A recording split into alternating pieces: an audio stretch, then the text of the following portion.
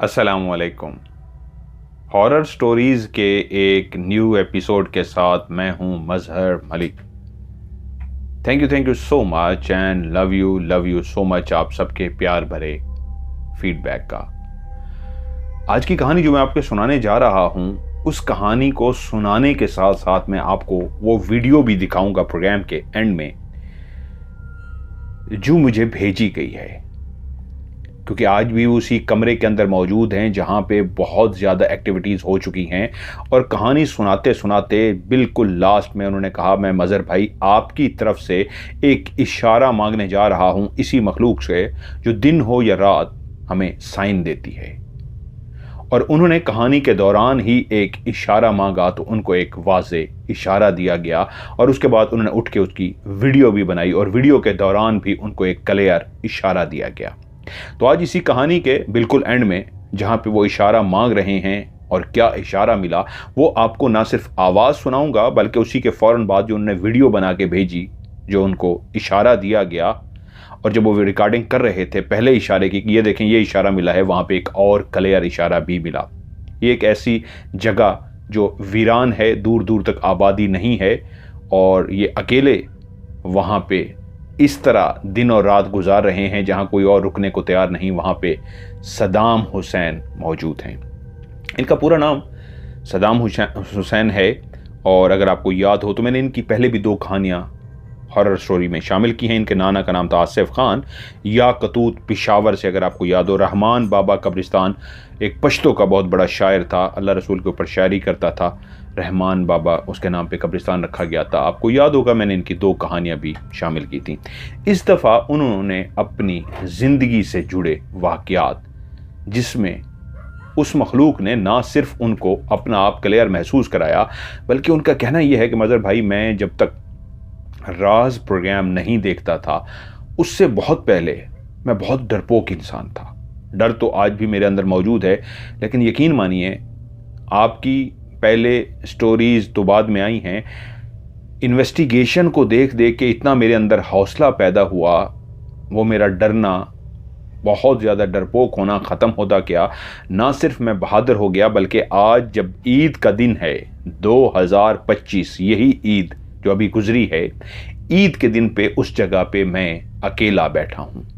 कोई भी रुकने को तैयार नहीं होता और आज भी आपकी स्टोरीज़, आपकी इन्वेस्टिगेशन की वजह से इतनी मेरे अंदर हिम्मत पैदा हो चुकी है कि मैं अब इस मखलूक के साथ ना सिर्फ रहने का आदी हो गया हूँ बल्कि जब कभी डर लगता है तो आपकी बताई हुई आयत को पढ़ लेता हूँ तो मेरे अंदर बेइंतहा हौसला आ जाता है। सदाम कहते हैं कि मैं पेशावर से 2009 में इस्लामाबाद शिफ्ट हो गया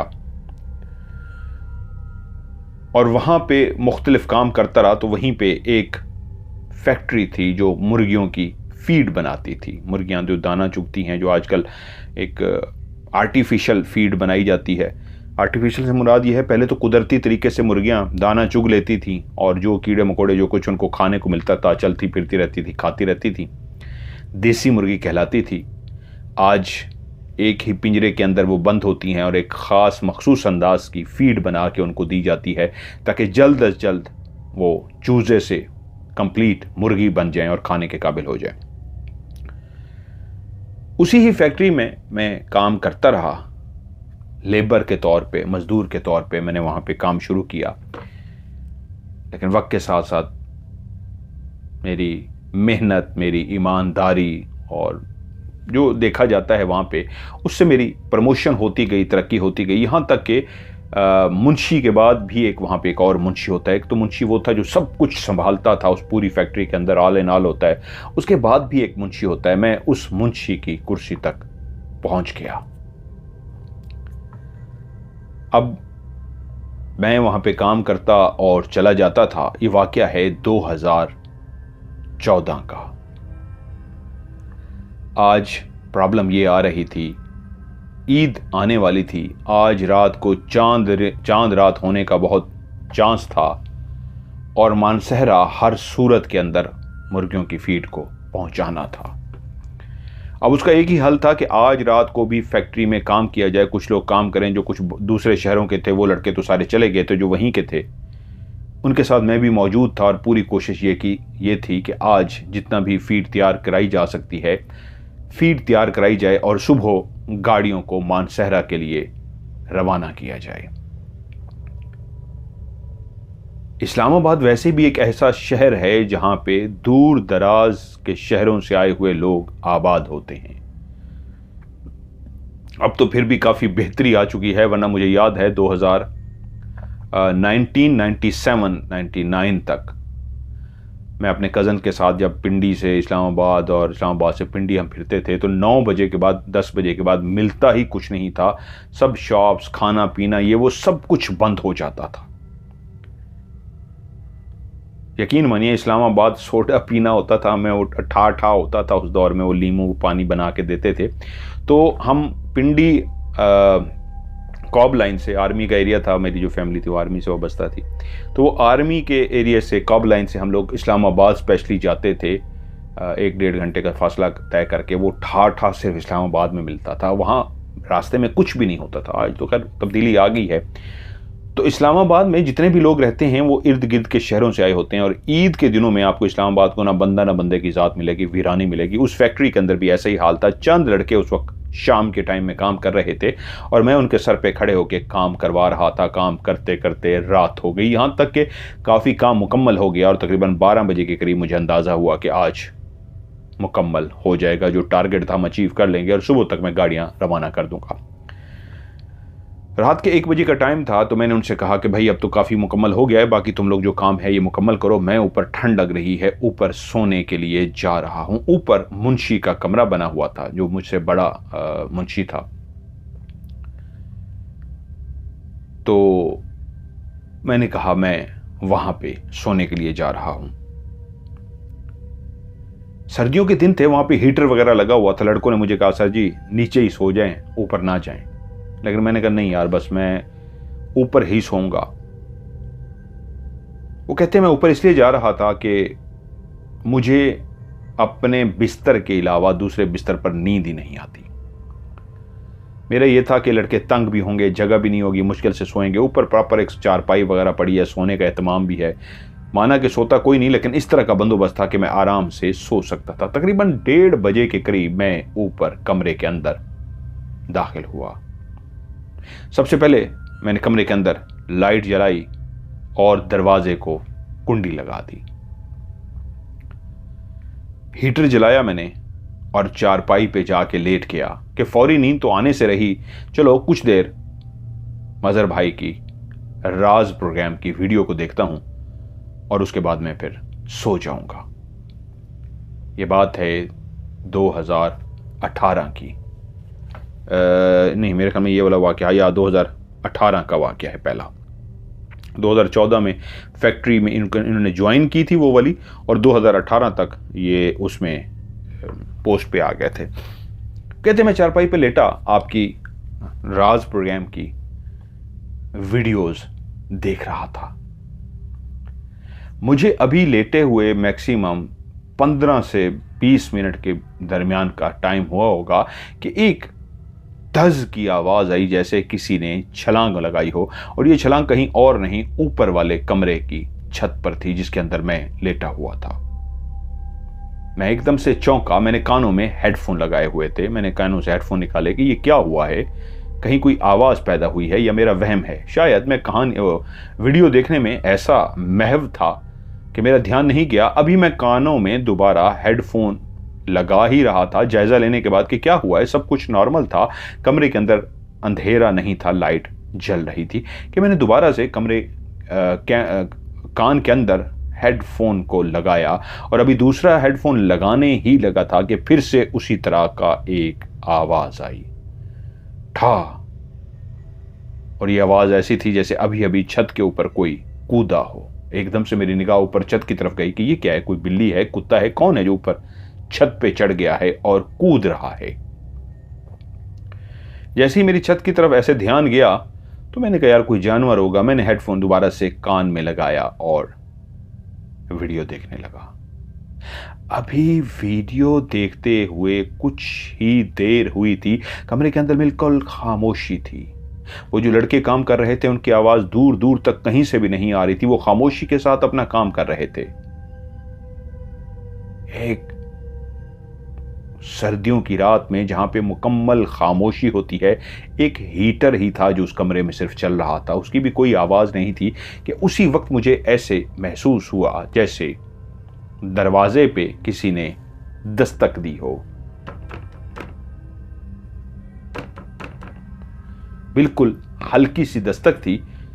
उस दस्तक को शायद मैं यूं समझा कि प्रोग्राम में म्यूजिक का हिस्सा है या प्रोग्राम में कोई दस्तक दे रहा है। मैं उसको समझ ना पाया। फिर थोड़ी देर के बाद जब दोबारा दस्तक दी गई तो दस्तक इस दफा जोर से दी गई।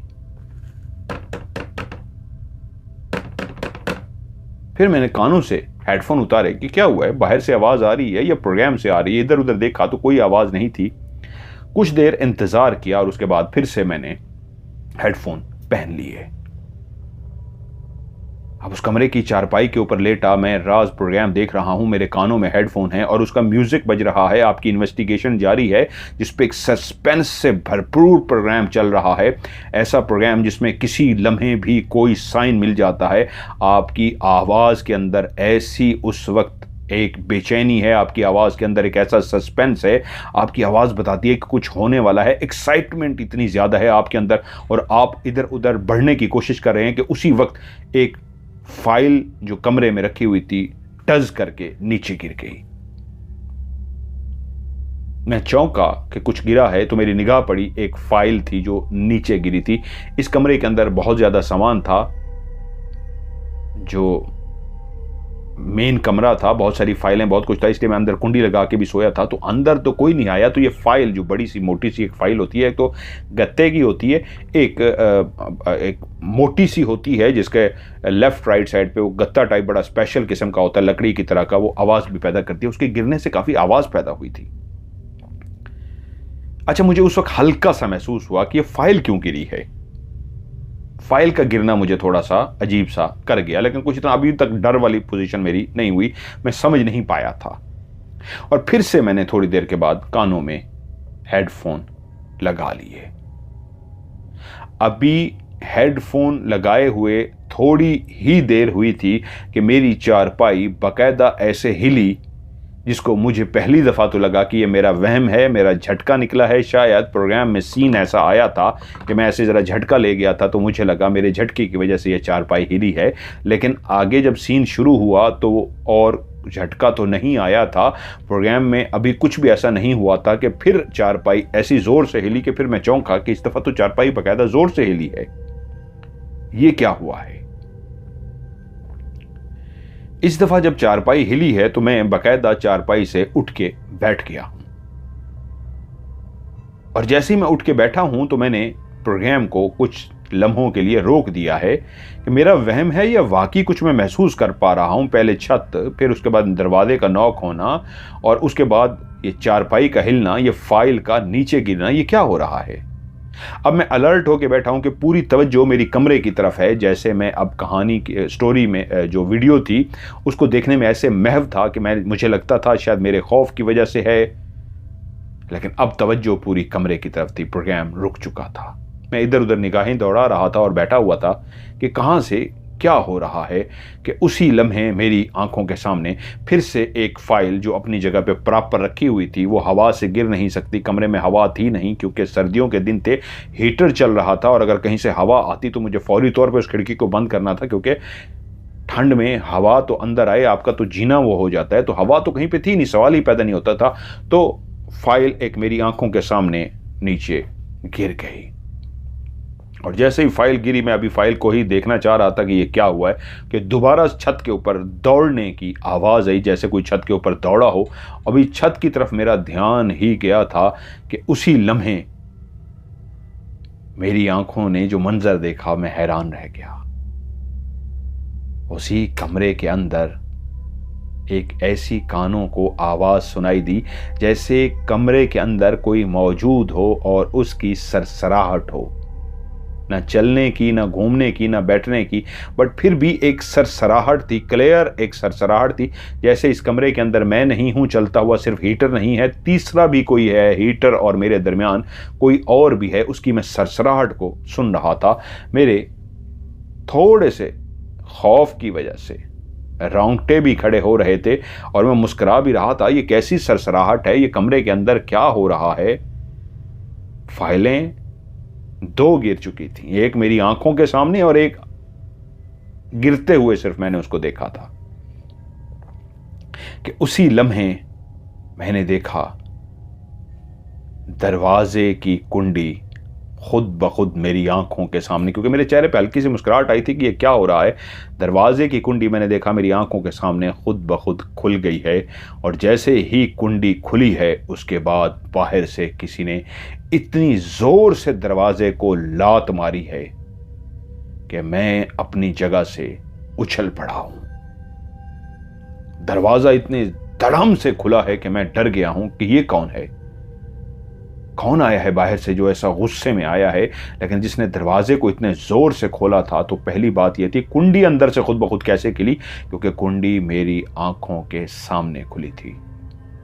और उसके बाद जब दरवाजे को इस तरह लात मार के खोला गया, जैसे तोड़ा जाता है दरवाजे को, दरवाजा खुल गया, तो मैं छलांग मार के अपनी जगह से उठ के बैठ गया।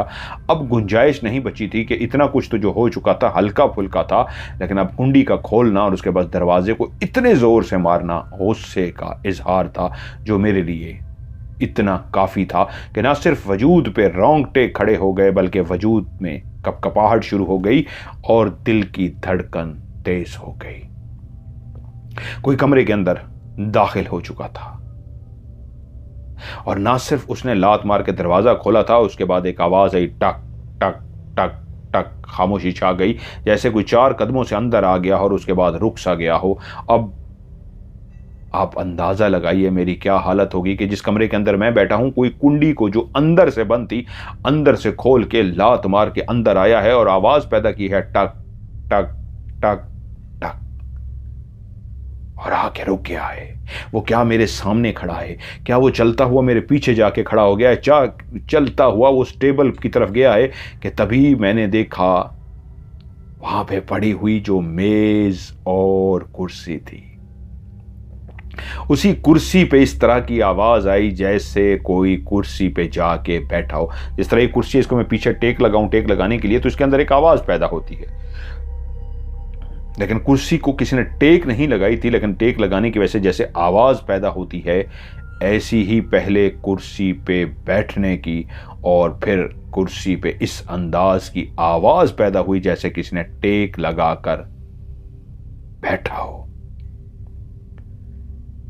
मैं शदीद डर गया और उसी वक्त मेरा दिल किया यहां से दौड़ लगाऊं और नीचे भाग जाऊं, लेकिन फिर अंदर से एक आवाज आई कि अगर ऐसा किया तो सब बहुत ज्यादा मजाक उड़ाएंगे। वो मेरे कुलीग रहे हैं, मैं उनके साथ लेबर में भी काम करता रहा हूं, तरक्की करते करते इस पोस्ट पे पहुंच गया हूं, आज उनका बॉस बन गया हूं, लेकिन इस तरह भागते हुए देखा तो ये बड़ी बेइज्जती होगी। मैं एक पठान फैमिली से हूं, जिनात हैं, बरहक हैं, लेकिन ये भी बड़ी बुज़दिली है कि कोई इस तरह दौड़ता हुआ बाहर जाए और वो समझ जाएंगे कि कैसा डरपोक शख्स था कि दौड़ता हुआ बाहर आ गया। तो मैंने अपने आप को कंट्रोल किया और वहीं पे बिठाए रखा कि नहीं, मुझे भागना नहीं है। इसके बावजूद कि कमरे के अंदर कोई दरवाज़ा खोल के आया है और मेरी अकल के हिसाब से वो इस वक्त कुर्सी पे मौजूद है, और ना सिर्फ पहले बैठा है, बैठने की आवाज़ आई है, बल्कि उसने कुर्सी के ऊपर टेक भी लगाई है, टेक लगाने की भी क्लियर आवाज़ आई है। अब मैंने दिल ही दिल में फैसला किया, चाहे कुछ भी हो जाए, मुझे भागना नहीं है। मेरे दिल की धड़कन बहुत तेज थी और उसी वक्त टेबल के ऊपर एक आवाज हुई, जैसे कोई टेबल के ऊपर इस तरह आवाज करता है, ऐसे उंगलियों की आवाज पैदा की जाती है, जैसे कोई बैठ के ना ऐसे टेबल पे ऐसे उंगलियों की आवाज पैदा की जाती है। ऐसे 2 दफा आवाज आई, ज्यादा नहीं, बाकायदा 2 दफा ऐसे उंगलियों की किसने आवाज की। अब मेरी आंखों के सामने वहां पे कुछ भी नहीं है, लेकिन कोई बैठ चुका है और टेबल के ऊपर उसने बाकायदा इस अंदाज में आवाज पैदा की है, जैसे हम मूवीज में या फिल्मों में हम देखते थे कि कोई बदमाश है और आके बैठा और टेबल के ऊपर ऐसे टर ट्रक की आवाज़ पैदा कर रहा है और आके बैठा है। अब मेरे दिमाग के अंदर उसका हुलिया इस तरह का बन रहा है, कोई इस अंदाज में बैठा है जैसे उसने अपनी टांगें उठाकर टेबल पे रखी हुई हैं और उसने अपनी कमर कुर्सी के साथ टच की है और टच करके पीछे की तरफ लेटने वाले अंदाज में वो लेट गया है। टांगें उसकी टेबल पे हैं और अपने हाथ से टेबल को बजा रहा है। 2 दफ़ा उसने टेबल को बजा के मुझे एहसास दिलाया है, अच्छा तू है इतना बहादुर और तू है जो डरने को तैयार नहीं, इसके बावजूद मैं जिस अंदाज में कमरे में दाखिल हुआ हूँ, तू अभी तक यहाँ पे बैठा हुआ है, तो देख फिर मैं तेरे साथ क्या करता हूँ।